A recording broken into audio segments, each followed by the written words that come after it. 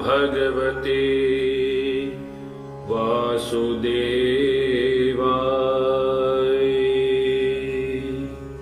शिव शक्ति भक्ति गंगा में आप सभी का बहुत बहुत स्वागत है।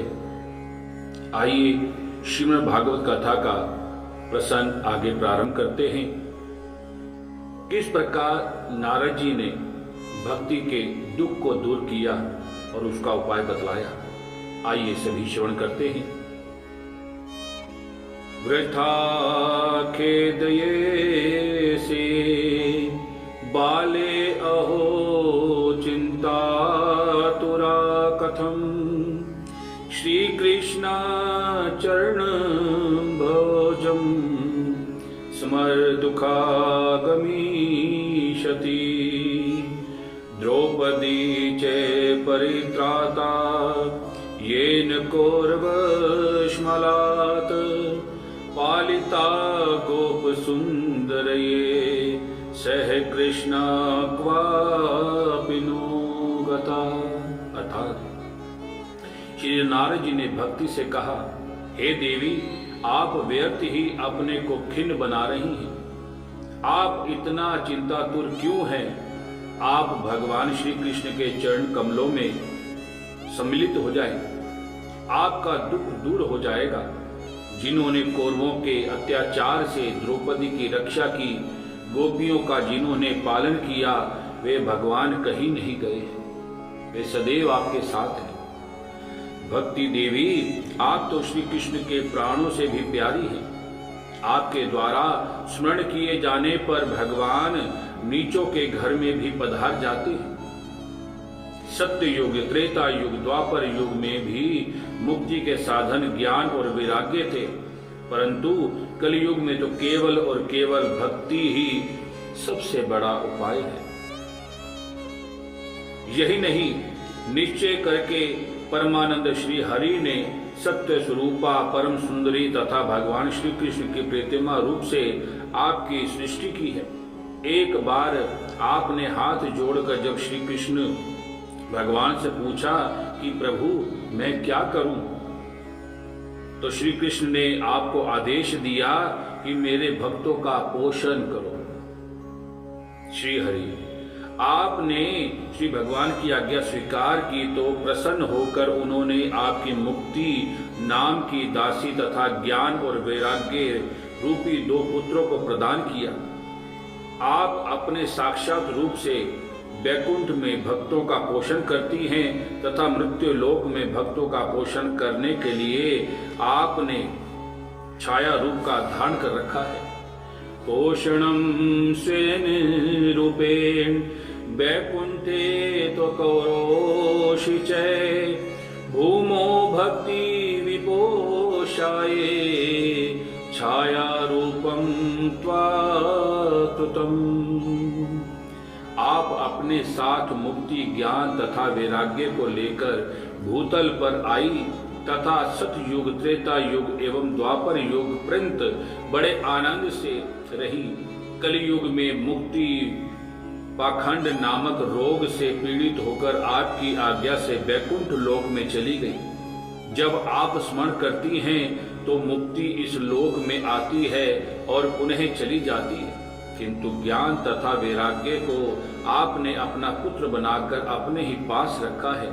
और कलयुग में लोगों की अपेक्षा बुद्धि होने के कारण ये तुम्हारे दोनों पुत्र मंद और वृद्ध हो गए।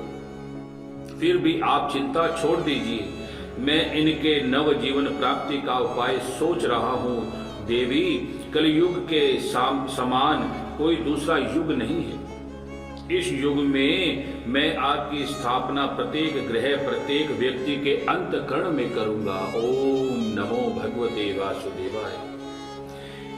अन्य समस्त धर्मों में हतोत्साहित करके यदि मैंने भक्त महोत्सवों को सर्वाधिक प्रचार नहीं किया तो मैं श्री हरि का दास नहीं।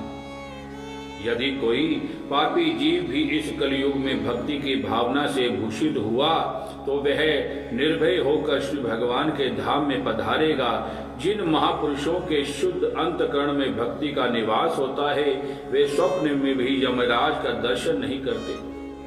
जिसने मन में भक्ति का निवास किया है, उसका स्पर्श करके मैं प्रेत, पिशाच, राक्षस तथा असुर कोई भी समर्थ नहीं होता। श्री भगवान की प्राप्ति तपस्या करने तथा वेदाध्यान करने या ज्ञान योग में अथवा कर्म योग में नहीं होती है, अपितु भगवान श्री भगवान की प्राप्ति तो केवल भक्ति से ही होती है। इसमें गोपियां ये प्रमाण है। मनुष्य के हजारों जन्म का जब पुण्य उदित होता है तो उसे भक्ति का अनुराग होता है। कलयुग में केवल भक्ति ही सार स्वरूप है। भक्ति के द्वारा भगवान श्री कृष्ण प्रत्यक्ष दर्शन देते हैं। बोल श्री विष्णु भगवान की जय। बोल वृंदावन बिहारी लाल की जय। जो लोग भक्ति से द्रोह करते हैं वे लोग तीनों लोकों में केवल दुख ही प्राप्त करते हैं। प्राचीन काल में भक्त की निंदा करने वाले महर्षि दुर्वासा को बड़ा ही कष्ट उठाना पड़ा। व्रत, तीर्थ, योग, यज्ञ तथा ज्ञान अनुष्ठान आदि साधनों की कोई भी आवश्यकता नहीं है। केवल भक्ति से ही मुक्ति की प्राप्ति होती है। सूत जी ने कहा, इस प्रकार से देव ऋषि नारद के मुख से अपना महात्म्य सुनकर सर्वंग पुष्टि संपन्न भक्ति ने प्रसन्न होकर कहा कि नारद जी आप धन्य हैं। आपका मुझसे अविचलित प्रेम है। मैं सर्वदा आपके हृदय में निवास करूंगी। आपका मैं कभी भी परित्याग नहीं करूंगी। हे महात्मन, आप कृपालु हैं। आपने क्षण भर में ही मेरा सारा दुख दूर कर दिया। मेरे पुत्रों के चेतना नहीं है एवं आप उन्हें जगा दीजिए। सूत जी ने कहा, भक्ति देवी की वाणी को सुनकर नारद जी करुणा विगलित हो गए और वे अपने हाथों में को से हिला डुलाकर ज्ञान और वैराग्य को जगाने लगे। उसके पश्चात उनके कानों में सन्निकट अपना मुख ले जाकर उन्होंने जोर से कहा, ज्ञान जागो, वैराग्य जागो। नारद जी ने वेद वेदांत के घोष तथा बार बार गीता पाठ करके उनको जगाया। तब वे किसी तरह बल लगाकर उठे, किंतु आलस्य के कारण उन्हें जमाई आ रही थी। उन दोनों की आंखें खुल नहीं पा रही थी। उनके बाल बक के समान ध्वल हो गए थे। उनके अंग शुष्क काष्ठ और समान निस्तेज और कठोर हो गए थे। उन्हें भूखे प्यासे तथा उन्हें सोते हुए देखकर देव ऋषि की बड़ी चिंता हुई। वे सोचने लगे, इन दोनों की निद्रा तथा बुढ़ापा कैसे समाप्त हो।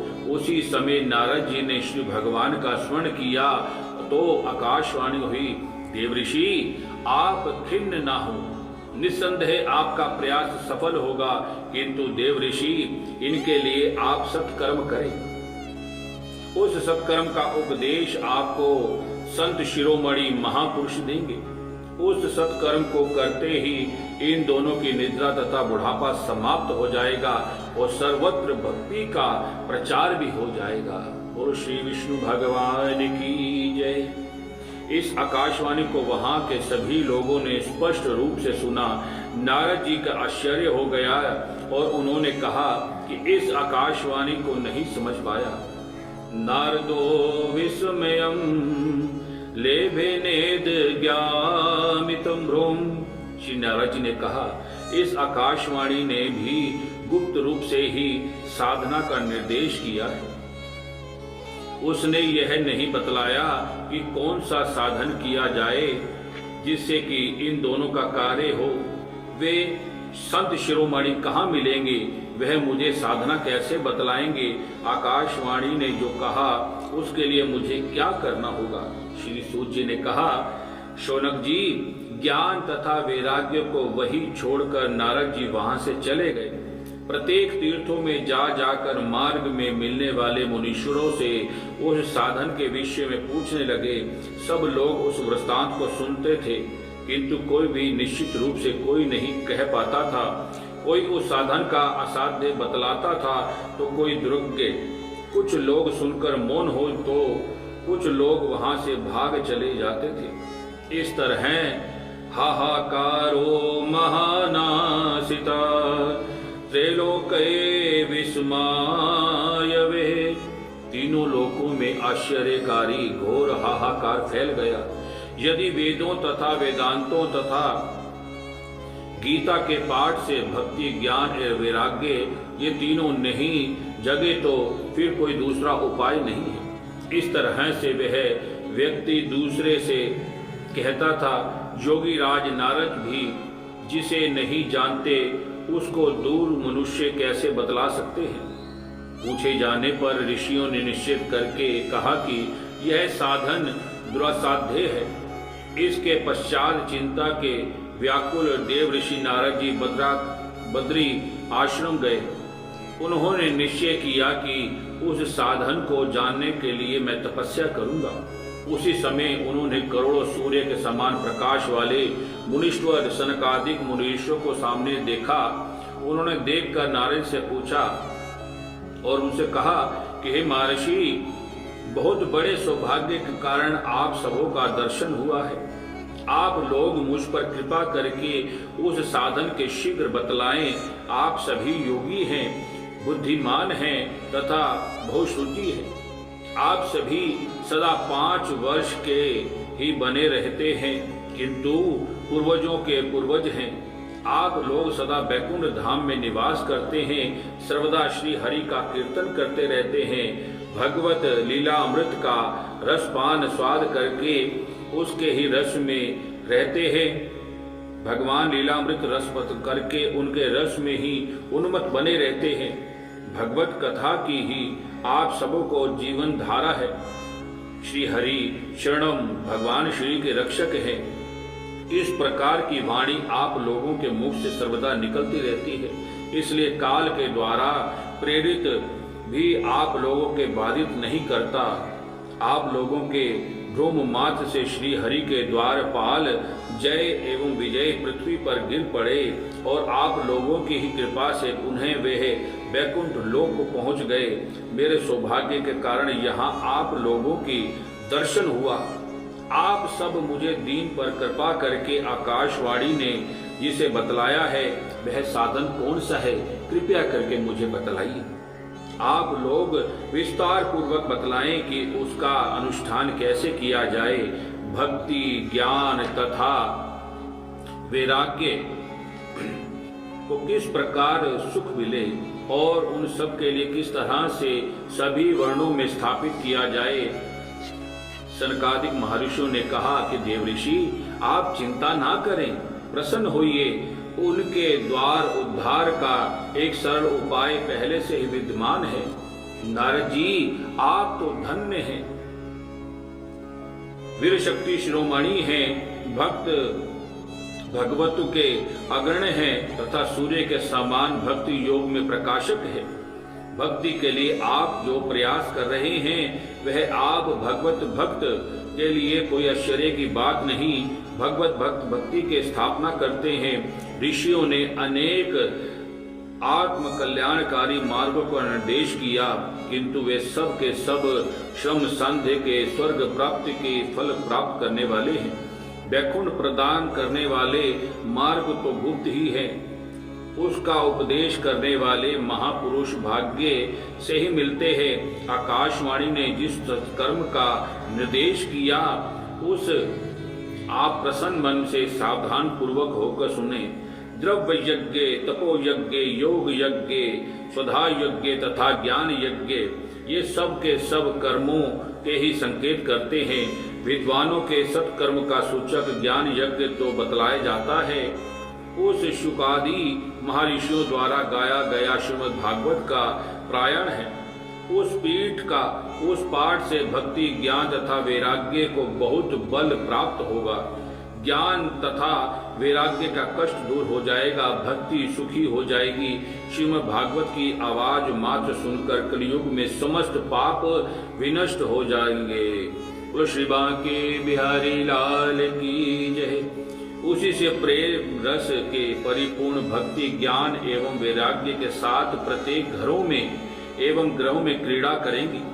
श्री नारद जी ने कहा, यदि वेद वेदांत का उद्घोष तथा गीता पाठ से भी भक्ति, ज्ञान तथा वैराग्य इन तीनों को समूह नहीं जग सका तो श्रीमद् भागवत की कथा सुनाने मात्र से ही उनका ज्ञान कैसे हो जाएगा। श्री भागवत की प्रत्येक श्लोक एवं प्रत्येक पाद भी तो वेदों का ही सार है। आप लोग शरणागत वत्सल्य है, आप लोगों का दर्शन कभी व्यर्थ नहीं होगा। आप लोग हमारे इस संदेह को दूर कर दें, इसमें विलंब ना करें। सनकादिक ऋषियों ने कहा, श्रीमद् भागवत का निर्माण वेदों तथा वेदांतों के सार से हुआ है एवं उसके फल स्वरूप होने के कारण इसका फल उसके उत्तम है। जिस तरह जड़ से लेकर शिखर पर्यंत वृक्ष रसमय रहता है, किंतु उस रूप से उसका सुस्वाद नहीं लिया जा सकता, किंतु वही जब फल स्वरूप परिणाम हो जाता है तब सब लोगों के मनोहर स्वाद प्रदान करता है। जैसे दूध में से घी विद्यमान रहता है किंतु उसका स्वाद नहीं मिलता, किंतु वही जब दूध से अलग कर दिया जाता है तो वह देवताओं का भी प्रिय बन जाता है। ईख में से चीनी सर्वत्र प्राप्त हो रहती है, किंतु जब उसे ईख के पृथक कर लिया जाता है तो उसकी मिठास बढ़ जाती है। इसी प्रकार से भगवान की कथा है। श्री भागवत कथा पुराण वेद के समान है। श्री वेद व्यास जी ने इसे भक्ति, ज्ञान एवं वैराग्य को बढ़ाने के लिए प्रकाशित किया है। जब प्राचीन काल में वेदांत का प्रांगत भगवत गीता के प्रणेता वेद व्यास जी अज्ञान समुद्र में मोहित हो रहे थे, उसी समय आपने उन्हें चतुर श्लोकी श्रीमद् भागवत का उपदेश दिया था। उसको सुनकर व्यास जी सारी बाधा समाप्त हो गई थी। फिर आपको भगवत की विषय कैसे आश्चर्य हो रहा है? जो ऐसा प्रश्न कर रहे हैं, आपको उन्हें शोक एवं दुख का विनाश करने वाले श्रीमद् भागवत को सुनाना चाहिए। सनकादिकों के बात सुनकर श्री नारद जी ने उनकी स्तुति करते हुए कहा, यद दर्शनम चै विनेश्वरम सह श्रेष्ठो भव दुख विदानम। भगवान, आप सबों का दर्शन जीवों में समस्त पापों का सद्य विनष्ट करके संसार दुखी एवं दावाग्नि में संतापों में शांत करके शीघ्र ही उनका आत्म कल्याण कर देता है। आप लोग निरंतर शेष जी के सहस्त्र मुखों में वर्णित कथा का पान करते रहते हैं। प्रेमा भक्ति को प्राप्त करने के लिए आप सबों ने शिरो शरणागति करता हूँ। जब अनेक जन्मों में संचित पुण्य पुंज उदित होता है तो मनुष्य को सत्संग की प्राप्ति होती है। उसके फलस्वरूप ज्ञानज्ञ मद एवं मोहों का विनाश होता है और विवेक का उदय होता है। इस तरह पद्म पुराण के उत्तरखंड में वर्णित श्रीमद् भागवत महात्म्य का दूसरा अध्याय संपूर्ण। ओम नमो भगवते